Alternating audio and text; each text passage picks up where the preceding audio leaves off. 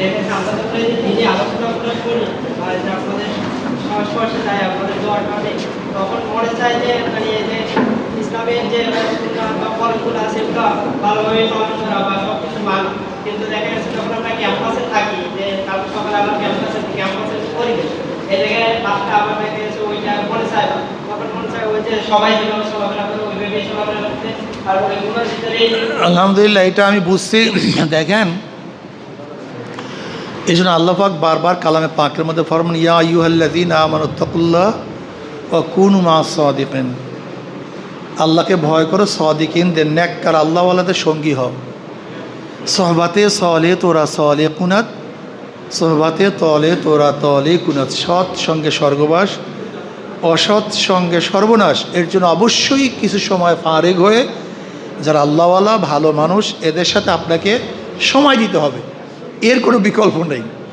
যেরকম জামা কাপড় ময়লা হলে মাঝে মাঝে লন্ড্রিতে নিতে হয়, ধুইতে হয়, ঠিক আমাদের কলুষিত জিন্দিগিকে পরিচ্ছন্ন করার জন্য আল্লাহদের সোহবাতে অবশ্যই যেতে হয়।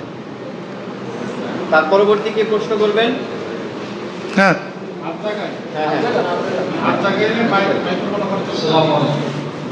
বলেন স্যার, বলেন।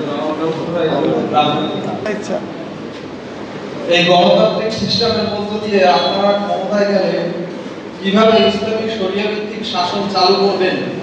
শরিয়া ভিত্তিক শাসন চালু করলে সরকার শান্তিপূর্ণভাবে শেষ পর্যন্ত চলতে পারবে, নাকি দেশের অভ্যন্তরীণ এবং বিদেশি চাপের কারণে নির্দিষ্ট মেয়াদে সরকারের পতন ঘটবে? দেখেন, এটা হলো গণতন্ত্র।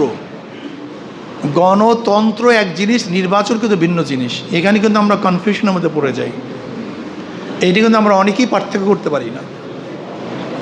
আমি দাঁড়াই বলি না,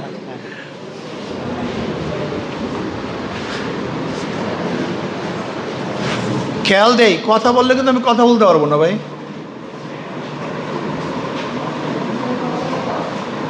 গণতন্ত্র মানিটা কি? গণ মানে জনগণ, তন্ত্র মানে আইন। গণতন্ত্র, ডেমোক্রেসি, ডেমো মানে জনগণ, কৃষি মানে আইন। ডেমোক্রেসি মানে অর্থ কি? জনগণের আইন। গণতন্ত্র মানে জনগণের আইন। নির্বাচন আর গণতন্ত্র কিন্তু এক না। গণতন্ত্র একটা কলেমা আছে, মূল ভিত্তি, থিম আছে। গণতন্ত্রের মূল ভিত্তি কি? By the people, of the people, for the people. এটা হলো গণতন্ত্রের ভিত্তি। যদি নির্বাচনই গণতন্ত্র হয়, তাহলে রাশিয়ায় কি নির্বাচন হয় কি হয় না? কথা বলেন। তা রাশিয়া কি গণতন্ত্র না সমাজতন্ত্র? তা যদি নির্বাচনই গণতন্ত্র হয়, তা রাশিয়া কীভাবে নির্বাচন হয়? কথাটা বুঝতে পারিনি। তার মানে গণতন্ত্র এক জিনিস, নির্বাচন ভিন্ন জিনিস। নির্বাচন হলো নেতা নির্বাচনের পদ্ধতি, প্রক্রিয়া। নেতা কি করবে, কোন আদর্শে চালাবে দেশ, সেটা হলো বিভিন্ন আদর্শ হতে পারে। কেউ ডেমোক্রেসি, কেউ সোশ্যালিজম, কেউ ক্যাপিটালিজম, কেউ কমিউনিজম, কেউ ইসলাম। তাহলে এইটা তো ক্লিয়ার হলো যে নির্বাচনী পদ্ধতি হলো নেতা নির্বাচনের পদ্ধতি, আর আদর্শ হলো একটা থিম, একটা থিওরি, একটা আদর্শ। কমিউনিজম একটা আদর্শ, সোশ্যালিজম একটা, ডেমোক্রেসি, ইসলাম একটা আদর্শ। এটা ক্লিয়ার হলো তো? যদি জনগণ আমাদের ইসলামের পক্ষে ম্যান্ডেট দেয়, ভোট দেয়, তাহলে আমরা সদস্য কি বেশি গেলাম? আমরা তো আগেই বলছি আমরা ইসলাম হুকুমাত কায়েম করব। কি করব? জোরে বলেন। যদি 51% সাপোর্ট আমরা পাই, তাহলে আমরা আগে কি বলছিলাম? তো বলাই আছে, আমরা তো বলছি। কাজে 51% মানুষ যেহেতু আমাকে ইসলাম হুকুমাত করার জন্য ভোট দিয়েছে, এখানে যারা অন্য পার্টি আছে তারা যে বাইরে যেতে পারবে না। এখনো বলে বিদেশি পার্টি, ইরান এখন কি করতেছে? পারছে ইরানের সাথে, আফগানিস্তানে পারছে। তার মানে সমস্যা আমাদের নিজেদের অন্তরের মধ্যে। আমরা নিজেদের গোলাম মনে করি, বাঘ মনে করি না। সমস্যা এখানে। এ অনেকে মনে করে ভারত আমাদের মধ্যে এরকম এরকম এরকম এরকম, ভারত চারোদিকে ভারত, তিনদিকে ভারত, ওদের এত অস্ত্র। এ সব গোলামের গোষ্ঠী। এই দালালরা আপনাদের মাথার মধ্যে ঢুকায়। কি ঢুকায়? যে ভারতের সাথে আমাদের পারা সম্ভব না। অথচ আপনি ইতিহাস দেখেন, ভাই আপনি কথা বললে আপনি কথা বলেন, আমি বললাম না কিছু, আমি কথা বলতে পারি না আপনাদের এই সমস্ত কথা বললে, বলি নেই? বসেন, ওখানে বসেন সবাই।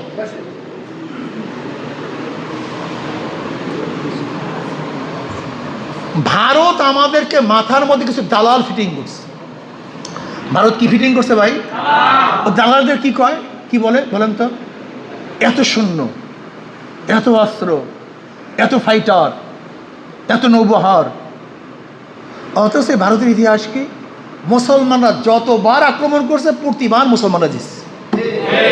একমাত্র মুনাফিকের কারণে মুসলমানরা হারছে, কিন্তু মুসলমানরা সম্মুখ যুদ্ধে কোনোদিন হারে নেই। উর্মি চাঁদ, করম চাঁদ, রায়দুল্লাহ বাবু, ঘোষিনী বেগম, এসব মুনাফিকদের কারণে হারছে। কি কথা ঠিক না? এর জন্য মুসলমান কোনোদিন শক্তির মাধ্যমে বিজয় হয় নাই। মুসলমানের মূল শক্তি পাওয়ার হল ইমান। সেই ইমানটাকে দুর্বল করার জন্য হাজারো পলিসি, ওদের মূল জিনিস ধ্বংস করে ফেলো। মূল পলিসি ইমান। যদি ইমান আমাদের ঠিক থাকে, যদি 1000 বছর বাংলাদেশকে অবরুদ্ধ করে, কত বছর? 1000 বছর অবরুদ্ধ করলেও বাংলাদেশের মানুষ কোনোদিন মাথা নত করবে না। কারণ মানুষ বাঁচার জন্য যাহা কিছু প্রয়োজন সব বাংলাদেশে হয়। সৌদি যদি আপনার 500 বছর দূরের কথা 5 বছর অবরোধ করলে সৌদির মানুষের অবস্থা কেরাসিন হয়ে যাবে। কি কথা বল না কেন?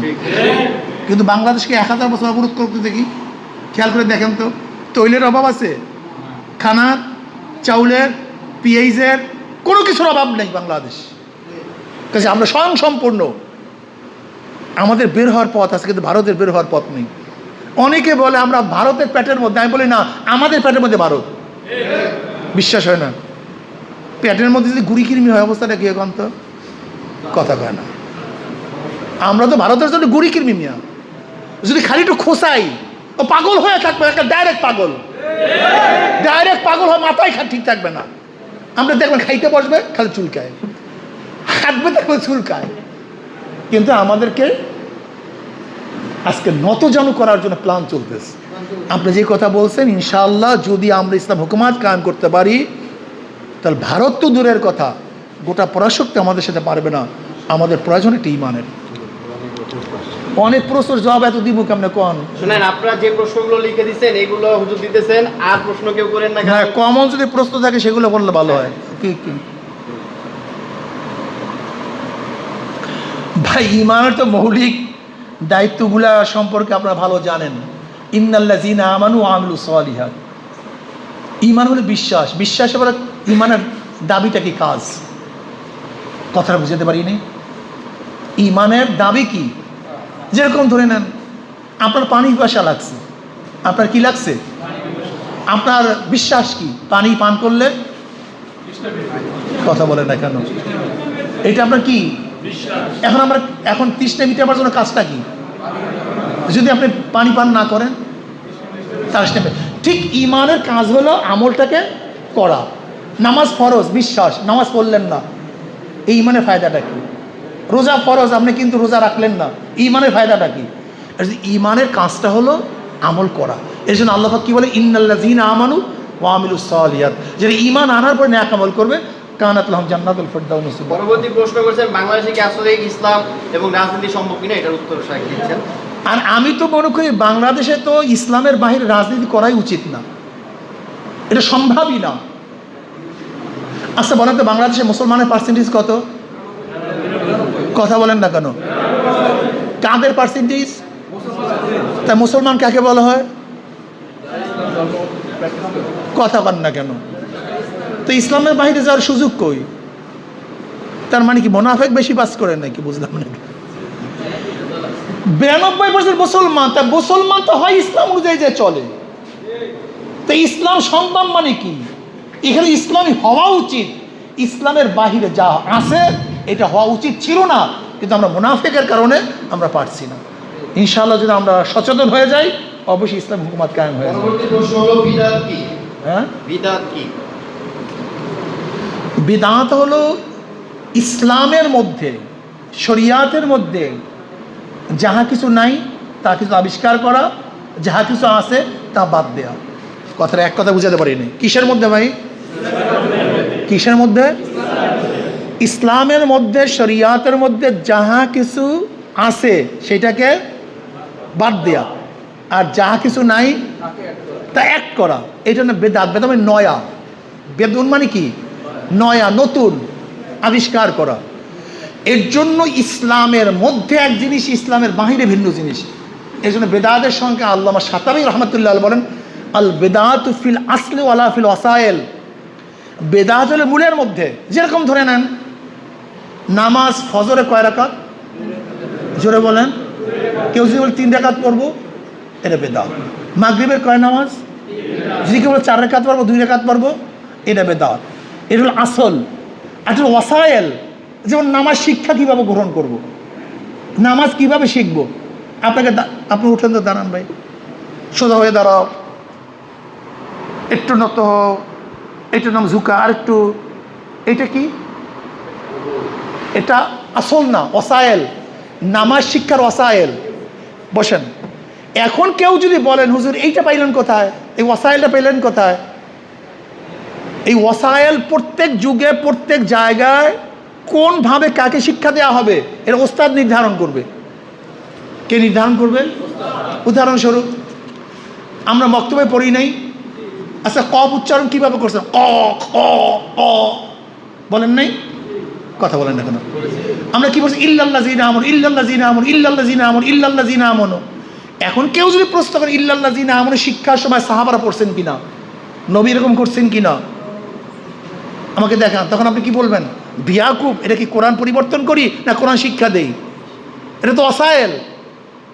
আমাদের দেশের মূর্খ মানুষের সবচেয়ে বড় সমস্যা কোনটা ওয়াসাইল, কোনটা আসল, কোনটা মূল এবং কোনটা মূল শিক্ষার জন্য ওয়াসাইল, মাধ্যম, এইটার মধ্যে ঘোলায়া ফেলাই। মাধ্যমের মধ্যে পরিবর্তন যুগে যুগে হতে পারে, এটা বেদাত না, কিন্তু যেইটার জন্য আমরা মাধ্যম সৃষ্টি করছি সেইটার মধ্যে পরিবর্তন ঘটানোটা কি? আমি কথাটা ক্লিয়ার বুঝাতে পারছি? কথাটা ক্লিয়ার বুঝাতে পারছি অল্প টাইমে? ইমাম শাতাবী রহমতুল্লাহ বলেন আল বেদাতু ফিল আসলে ওয়ালা ফিল ওয়াসাইল। যেরকম ধরে নেন সুবহানাল্লাহ, এটা আসল। এটা কি? এইটার মধ্যে কোনো অক্ষর, কোনো শব্দ পরিবর্তন করতে পারবেন না। কিন্তু সুবহানাল্লাহকে কলমে বসাবার জন্য, শিক্ষা দেওয়ার জন্য আপনি কিন্তু খেয়াল বাতান, এটা বেদাত না। পরবর্তী প্রশ্ন, আপনারা জামাত জোট থেকে বেরিয়ে আসবেন কেন? এই প্রশ্নটা প্রথম ঠিক হয়নি, এই প্রশ্নটা ভুল, প্রশ্নটা সংশোধন করা উচিত ছিল। জামাত কোনো জোটে ডাক কাউকে দেয় না, এবং ইসলামী আন্দোলন বাংলাদেশ ইসলামের পক্ষে একটা বাক্সের ঘোষণা প্রথম দিয়েছিল, এবং সেটা জোট না, একটা সমঝোতা, ইসলামের পক্ষে একটা বাক্স। কি কথা ঠিক না? তাহলে প্রথম আপনার প্রশ্ন ঠিক না। প্রশ্নটা এভাবে হবে যে আপনারা ইসলামের পক্ষে একটা বাক্সের ঘোষণা দেওয়ার পরে আপনারা সেখানে নাই কেন? তাহলে কথা ঠিক আছে না ভাই? ইসলামের পক্ষে বাক্সের ঘোষণা দিচ্ছেন আপনারা, অথচ শেষ পর্যন্ত আপনারাই নাই, এইটা প্রশ্ন। এই প্রশ্নটা ঠিক আছে, এবার জবাব নেন। ইসলামী আন্দোলন বাংলাদেশ ইসলামের পক্ষে একটা বাক্সের ঘোষণা দিয়েছিল নাকি ইসলামের বাহিরে? কিন্তু হঠাৎ করে যারা সাড়া দিয়েছে, আমরা চলতেছিলাম, আমি এক কথায় বলি, আমরা চলতেছিলাম, আমাদের কাফেলা চলতেছিল মদিনার দিকে। কোথায়? ইসলাম হুকুমাত কায়েম করব, কলেমার ঝান্ডু উড্ডয়ন করব, আনন্দের সাথে উৎসাহের সাথে আমরা মদিনার দিকে রওনা করছি। কিন্তু হঠাৎ দেখি স্টিয়ারিং এতদিন ছিল পীর সাহেব চরমনায়ের কাছে, আমাদের দল, আমাদের কাফেলা চলতেছিল মদিনার দিকে, হঠাৎ কাফেলার স্টিয়ারিং ছিনতাই হয়ে গেছে। কাফেলা চলতেছিল কোথায়? মদিনায় চলতেছিল, হঠাৎ দেখি চলতেছে এখন আমেরিকার দিকে। কোথায়? আচ্ছা বলেন তো, মদিনার কাফেলা আমেরিকাওয়ালাদের সাথে থাকতে পারে? এই জন্য আমরা নেমে পড়ছি। কথাটা ক্লিয়ার বুঝাতে পারছি? হাসিনার পতন 24-এ কেন হলো, আগে হলো না কেন? আর 24-এর আন্দোলনে কি এমন কথা ছিল যে হাসিনার পতন ত্বরান্বিত করে? আমি তো আর খোদা না, কেন হয় নাই আগে তো জানি না, এ খোদা আমি না, এটা একমাত্র আল্লাহ বলতে পারেন কেন হয়নি। কি কথা ঠিক না? তবে আমি এতটুকু বলতে পারি, আল্লাহ পাকের কোরআন বলছে লিকুল্লি শাইইন কদরা। আল্লাহ পাক প্রত্যেকটা জিনিসের একটা নির্দিষ্ট সময় রেখেছেন, লিকুল্লি শাইইন কদরা। একটা বাচ্চা পেটের মধ্যে এতদিন থাকবে, একটা ধান এতদিন পরে পাকবে, একটা ফল এতদিন পরে পোক্ত হবে, ইউনিভার্সিটির রেজাল্ট এই সময় বের হবে, সূর্য এই সময় উঠবে, এই সময় ডুববে। অর্থাৎ লিকুল্লি শাইইন কদর, আল্লাহ পাকের ইলমের প্রত্যেকটা জিনিসের কে উত্থান হবে, কে পতন হবে, কে ধনী হবে, কে গরিব হবে, কে জন্মগ্রহণ করবে, কে মৃত্যুবরণ করবে, এটা নির্দিষ্ট সময় আছে। ঠিক আল্লাহ পাক 24-এর 5ই আগস্ট তার পতনের নির্দিষ্ট সময় রাখছেন, এর জন্য সেদিন পতন হয়ে গেছে। কি কথা ঠিক না? কিন্তু এখানে একটা লজিক আছে, ওনার পতন হওয়ার লজিক আছে। দেখেন, আমি তো মোল্লা মৌলবী, এর জন্য আমার কথার তো অত বেশি গুরুত্ব হয় না, অনেকে খবরে নেয় না। এখানে যারা পুরাণ আছে, আমি আরও 5 বছর আগে থেকে বক্তৃতা করছি শেখ হাসিনার ব্যাপারে। আমি কি বলছিলাম? যে আপনি শেখ হাসিনা জেনে রাখেন, পাকিস্তানের দেশে অনেক উন্নয়ন করেছে, অনেক, যে আপনি চিন্তাও করতে পারেন পাকিস্তান কী করে উন্নয়ন করেছে। আপনারা অনেকেই জানেন না ইতিহাস। বরং পাকিস্তানের যখন পূর্ব পাকিস্তান পশ্চিম পাকিস্তান যখন এক ছিল, পশ্চিম পাকিস্তানের চেয়েও পূর্ব পাকিস্তানের জন্য বাজেট বেশি ছিল। আপনারা অনেকেই জানেন না, কিন্তু ইতিহাস কিন্তু অনেকেই জানে না। সমস্যা হলেই পশ্চিম পাকিস্তানের চেয়ে পূর্ব পাকিস্তানের জন্য বাজেট বেশি ছিল। এরপরও পশ্চিম পাকিস্তানের সাথে পূর্ব পাকিস্তান থাকতে পারে নাই কেন? আমি ওদেরকে বারবার বলেছি, শেখ হাসিনাকে, যে দেখেন উন্নয়ন করছে, সব কিছু ঠিক ছিল, কিন্তু পশ্চিম পাকিস্তানিরা ভোটের মর্যাদা রক্ষা করতে পারেনি। 70 নির্বাচনে আওয়ামী লীগ সবচেয়ে বেশি ভোট পেয়েছে। সরকার গঠন করবে আওয়ামী লীগ পশ্চিম এবং পূর্ব পাকিস্তানের। প্রাইম মিনিস্টার হবে কে? শেখ সাহেব। তিনি রফা দফা করতেছিলেন, কিন্তু ভোটের মর্যাদা না দেওয়ার কারণে এদেশের মানুষের কাছে যাহা কিছু ছিল তা নিয়ে ঝাঁপিয়ে পড়ছে। আমি শেখ হাসিনাকে বারবার একটা কথা বলেছি, আপনি যত উন্নয়ন করেন, বক্তৃতা করে শুনিয়েন। আমি যে মৌলবী মানুষের জন্য এই কথা কেউ তো শুনবে না, সমস্যা তো এই। বলছে আপনি যত পদ্মা সেতু দেখান, মেট্রো ট্রেন দেখান, আপনি যত চিটাগাংয়ের ওই ক্যানেল টানেল দেখান, মেগা প্রজেক্ট যতই করেন না কেন, যেহেতু আপনি ভোটের অধিকার রক্ষা করতে পারেন নাই, আপনি অপেক্ষা করুন, আজকে হোক কালকে হোক, বাংলাদেশের মানুষের কাছে যাহা কিছু আছে তাহা নিয়ে ঝাঁপিয়ে পড়বে আপনার বিরুদ্ধে। এই বক্তৃতা আমি অনেক আগে করছি, কিন্তু অনেক আগে, এটা কি 24-এ না, কিন্তু এটা অনেক আগের থেকে আমি করেছি। তার মানে লজিক, গোটা দুনিয়াতে কেউ যখন ভোটের অধিকার দিতে পারে না, তখন উন্নয়নের দিকে মানুষ তাকায় না। তার মানেটা অবস্থা এরকম। এই শোনেন, অবস্থাটা কেমন? অবস্থা হলে এই, আপনাকে হাজারো বিরিয়ানি খাওয়াবার পরে, অনেক আদর যত্ন করার পরে ছোট্ট একটা থাপ্পড় দিলে সব কিছু মুহূর্তের মধ্যে বিষ হয়ে যায়। ঠিক ওই উন্নয়নের পরে যখন মানুষের ভোটার অধিকার নষ্ট করে, তখন সমস্ত উন্নয়ন মেলান হয়ে যায়। সর্বশেষ প্রশ্ন, দেশের সব মানুষ কেন ইসলামী আন্দোলন করেন একসাথে? এই প্রশ্ন। আচ্ছা, বেশ ভালো কথা, এটা খুব ভালো কথা। না, প্রশ্ন এরকমই হওয়া উচিত। আমার কাছে প্রশ্নের জবাব দিতেও ভালো লাগে, প্রশ্ন শুনতেও ভালো লাগে, কিন্তু সময় নাই তো, পেটেও ক্ষুধা লাগছে আমার। আচ্ছা বলেন তো, নামাজের ব্যাপারে কোনো দ্বিমত আছে মুসলমানদের মধ্যে? তাই সবাই নামাজ পড়ে? কথা বলে না কেন? রোজার ব্যাপারে দ্বিমত আছে? সবাই রোজা রাখে? তা সবাই ইসলামী আন্দোলন করবে কেন? ফরজই তো আদায় করে না। কথাটা বুঝাতে পারি না। মুসলমানদের মদ খাওয়া কি? এর মুসলমান খায়? মুসলমানদের সুদ খাওয়া কি? এরপর গ্রহণ করে। হারাম কাজের মধ্যে সবাই লিপ্ত, অনেকেই লিপ্ত। ইসলামী আন্দোলনের মধ্যে সবাই সংযুক্ত হবে, এটা ভাবেন কিভাবে? এটা আগে মাথার থেকে নিয়ে যান, এটা মাথার থেকে দূর করেন। যেহেতু নামাজই পড়ে না, অত ইসলামী হুকুমতের উদ্দেশ্য রাখি। আল্লাহ পাক কালামে পাকের মধ্যে ফরমান, আল্লাযীনা ইম্মাক্কান্নাহুম ফিল আরদি আকামুস সালাওয়াত ওয়া যাকাত। আল্লাযীনা ইম্মাক্কান্নাহুম ফিল আরদি, যদি আমি তাদের ক্ষমতা প্রদান করতাম, ক্ষমতাসীন হইতো, তাদের প্রথম কাজ কি? নামাজ কায়েম করা। প্রথম কাজ কি? তাই যের জন্য ইসলাম হুকুম, সেই নামাজই পড়ে না, আপনার পর ইসলামী আন্দোলন সবাই করবে, এটা সম্ভব না। দরকারও নেই সবার। ইসলামী হুকুমাত সবাই ইসলাম হুকুমাতের সবার আন্দোলনের দরকারও নেই, সম্ভাবনা হবেও না, প্রয়োজনও নেই। আচ্ছা বলুন তো, পাকিস্তানের বিরুদ্ধে আন্দোলন কি সবাই করছিল? ব্রিটিশের বিরুদ্ধে আন্দোলন কি সবাই করেছিল? 24-এ কি আন্দোলন সবাই করেছিল? কিন্তু আন্দোলন হয় না, সাকসেস হয় নাই। ঠিক ইসলাম হুকুমাতের জন্য সবার প্রয়োজন নেই তো। একদল কাফেলা, একটা গোষ্ঠী, একটা দল, একটা জামাত, নির্ভীক, যারা ইখলাসের সাথে, ইমানের সাথে, রেজায়ে মাওলার জন্য, আল্লাহর জমিনে আল্লাহর হুকুমাত কায়েম করার জন্য যদি ঝাঁপিয়ে পড়ে, ওই স্বল্প সংখ্যক লোক ইনশাআল্লাহ এতে ইসলাম হুকুমাত কায়েম করবে ইনশাআল্লাহ। কাজে আসুন আমরা সবাই সম্মিলিতভাবে আল্লাহর জমিনে আল্লাহর হুকুমাত কায়েম করার জন্য যা কিছু আছে সব নিয়ে ইনশাআল্লাহ ঝাঁপিয়ে পড়ি।